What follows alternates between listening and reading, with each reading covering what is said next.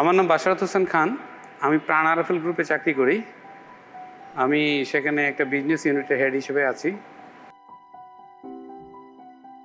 Actually আমি অনেক দিন যাবত চিন্তা করছিলাম যে আমার একটা ইলেকট্রিক বাইকের প্রতি একটা আকর্ষণ ছিল।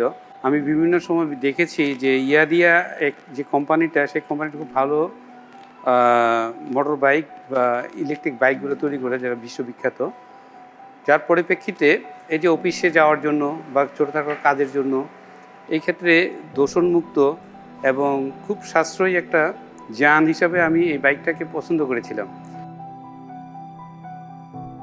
এবং আমি খুব খুশি, আনন্দিত।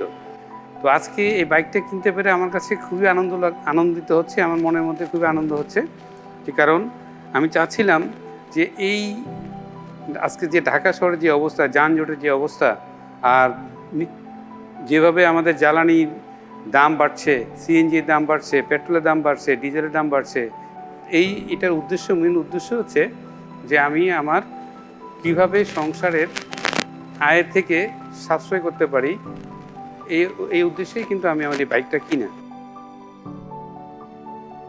আমি বিভিন্ন সময় বিভিন্ন ইউটিউবার যারা আছেন, তারা ইয়াদিয়া মোটর বাইক নিয়ে অনেক ভিডিও করেছিল। তাদের সেখান থেকে আমি এই বাইককে জানতে পেরেছি। ইয়াদিয়া কোম্পানি একটা ভালো বাইক তৈরি করেছে।